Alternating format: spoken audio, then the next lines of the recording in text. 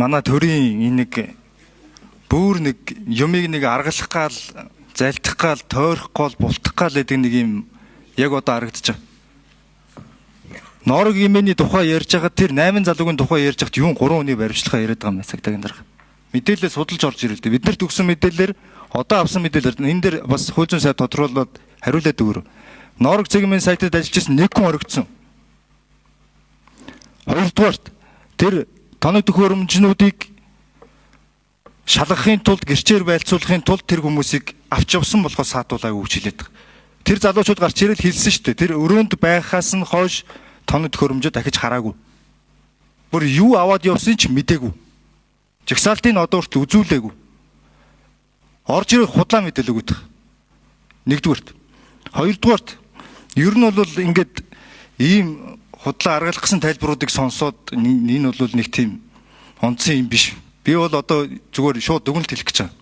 Би өөрөө сэтгүүл зүйд бас улс төр нийгэмд нөлөө бүхий контент хийжсэн. Өөрөө ийм дарамтуудад өчнөө өртөж явсан. Зүгээр пост оруулсныхаа төлөө цагдаа дуудагдаж явсан хүний хувьд бодлоо бичснийхаа төлөө дуудулж явсан үед энийг мэдэж байна. Энэ бол юу болсон бэ гэхээр яг тэр Норог цэгмийн залуучуудын хийсэн нэвтрүүлгийг л үзье гэсэн. Манай ерөнхий сайдын гэр бүлийн багийнхан. Тэгээ үзэх гээд тэр даалгаврыг нь цагдаагийнхан биелүүлэх гэж оролцсон гэж би бодож байгаа. Тэгээд төхөөрөмжүүдээ хураагаад 8 залуутан цуг хамт хураагаад явангууд энэ Норог цэгмийн залуучуудын дунд ийм нэр хүндтэй гэж юусоо мдээгүй бодоогүй. Өөрсдөө мэддэггүй байсан тийм сайт байдгийг.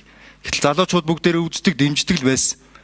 Ингээ явж исэн араас нь нэг гишүүн нь нэг тийм хэрэгт хутгалцсан байж тараад ингээд дансны мэдээлгээд ингээд цаашаа хөврөө явсан.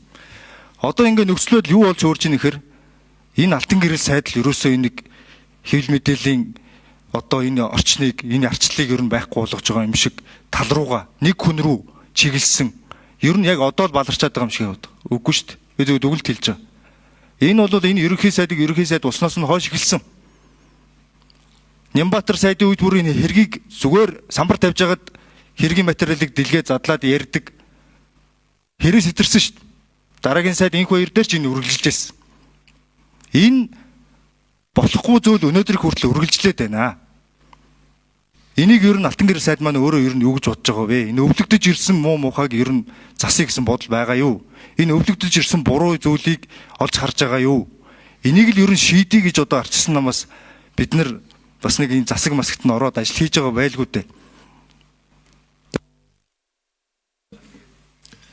За алтан гэрэл сайд хариулах уу? За алтан гэрэл сайдын микрофоныг өгье. За лодо самбууны гишүүний хөндөж байгаа шиг асуудал үндсэндээ цаашаа шийдвэрлэх хэрэгтэй асуудал мөн үү мөө. Зарим зүйл дээр бол одоо шууд хүлээн зөвшөөрөх хэрэгтэй. Сая бол энэ хүмүүсийг шалгагдж байгаа хэрэг донд цагдаагийн байгууллагаар гаргаж тавьсан үндслэл нь өөрөөр хэлбэл энэ чинь хэд хэдэн хэмт хэрэгүүдэд энэ субъектууд ингээд тус тусдаа шалгагдаад байгаа зүйл нь бүтэн хамт олныг энэ зүйл ангиудаар шалгагдж байгаа юм шиг харагдчихсан учраас энэ эргэлзээг тайлахын тулд прокурорын зөвшөөрлийн хүрээнд 9.3 тэрбум төгрөг гэдэг мэдээлэл хэлсэн. За тэгэнгүүт энэ мэдээлэл нь эргэж мушгигдаад бүтэн сайтыг харлуулах үйл ажиллагаа мэт болоод явцсан харамсаж байгаа. Тэгэхдээ энэ мэдээлэл бол прокурорын зөвшөөрөлтөд дээрээс нь бүгдээрээ ч одоо хэлж байгаа үнэн тоо байсныг харсан баг. Харамсалтай нь таны хэлээд байгаа одоо гол зүйл байна. Энэ үнэхээр хэвлэл нийтлэл хэрэгчлөөнд халдсан үгүй юу гэдгийг бид нар явуулсан үйл ажиллагаа. Энэ явуулсан үйл ажиллагаанд тавьсан хяналтаар тогтоохоос өөрөөр энийг тогтоох боломжгүй. Бид энд суугаад хэдийгээр манай цогтоод байгаа дөрөв нээлдэг үнэн энэ улсад ажиллах хяналтын хамгийн чухал том механизм ажиллаж байгаа боловч өнөөдөр хэргийн аль нэг талын юм үйл баримтаар энэ дүнэлт болцоо байхгүй. Таны саяны хэлсэн үгэн дээр гарч байна. Энэ хүүхдүүд гарч ирээд тоног төхөөрөмж үзээгүй хараагүй гэж хэлсэн гэж. Нөгөө талаар энэ нэгжлэг хийсэн, үзлэг хийсэн үйл ажиллагаа хуулийн дагуу явуулсан гэж тайлбарлаад байгаа. Хэрвээ хуулийн дагуу явуулсан бол хөндлөнгийн гэрч байлгаж, энэ хүмүүсээр өөрсдөө нь гарын үсэг зурулж, протоколдож, видео бичлэгийг хийдэг. Энийг хийгээгүй явуулсан байх юм бол жинхэнэ таны саяны хэлсэн зүйл рүү явна.